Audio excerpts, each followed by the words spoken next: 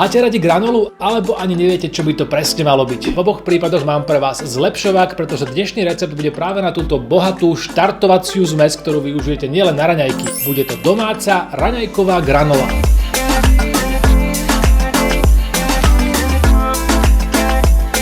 Ja osobne som nemal vždy vo zvyku konzumovať na raňajky rôzne mysli alebo zmesy vločiek s orechami, pretože aj keď pozorne čítam etikety a študujem zloženia produktov, neraz skončím v rozpakoch pri vete, kto vie, čo všetko v tom je.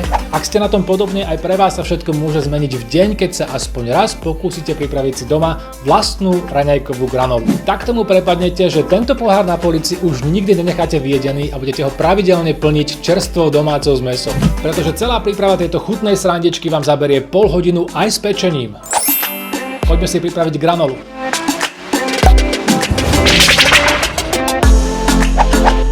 Príprava granoly spočíva v zmiešaní všetkých surovín, pričom najskôr spojíme sypké a potom tekuté časti. Základ tvoria ovsené vločky, ktoré v hlbokej mise zmiešame s lyžicou škorice. A potom postupne pridáme posekané či pokrájané vlašské orechy, mandle aj lieskovce. Orechy nekrájajte príliš nadrobno, aby sa nespiekli, skôr naopak nepravidelné a väčšie kusy sú v granole celkom vítané. Pred pridaním tekutých surovín vločky so škoricou, orechami, mandlami aj lieskovcami dôkladne premiešame. V menšej miske potom spojíme v rovnakom pomere agávový sirup, môžete použiť aj med, na tepelnú úpravu ho však asi bude škoda, potom javorový sirup, ktorý dodá orieškovej granole nezameniteľnú chuť a olivový olej.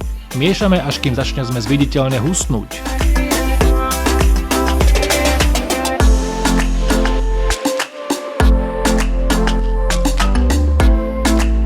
Pridáme štipku soli a ešte raz premiešame. Zálievkou prelejeme sypké suroviny a stierkou alebo rukami dôkladne všetko spojíme do jednotnej masy.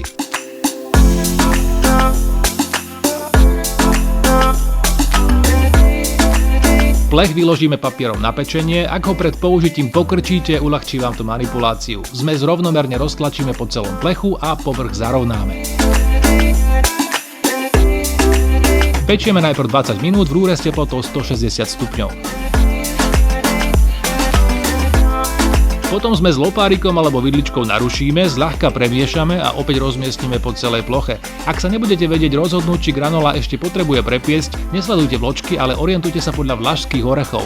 Pečte a občas premiešajte, kým budú opečené a sfarbené podľa vašich predstav. Vložíme na ďalších 5 až 10 minút do rúry a v prípade potreby tento krok ešte raz opakujeme. Upečenú granolu necháme priamo na plechu celkom vychladnúť. Po úplnom vychladnutí primiešame aj sušené hrozienka. Chrumkavosť získa až po úplnom vysušení, stačí po dopečení nechať iba otvorené dvierka na rúre. Pripravenú vychladnutú granolu ľahko premiestnite pomocou podkladového papiera. Skladujte ju v suchu a podľa možností v uzatvárateľnom pohári. Pri tejto dávke získate vo výsledku viac než polkilovú domácu granolu. Využitie je skutočne univerzálne, ľahko si ju každý deň nadávkujete, vezmete so sebou kamkoľvek ako užitočný snack.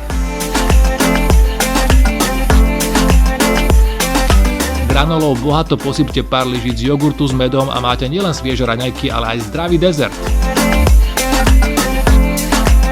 Pridajte granolu ako chrumkavejšiu posypku k sladkej polente s ovocím a ozdobte ňou puding, tortu, cheesecake alebo ju skrátka len pridajte k ovocnému šalátu.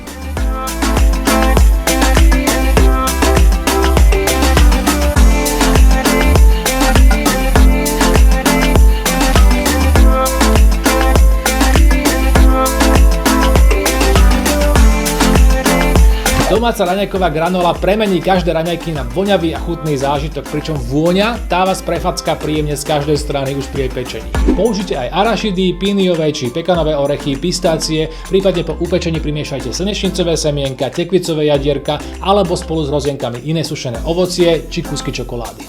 Všetky suroviny, ktoré som použil v tejto verzii, prevažne orieškovej granoly, nájdete spolu s receptom spísané dole pod videom. S kuchyňou Lidla vás radi inšpirujeme aj pri ďalšom videorecepte.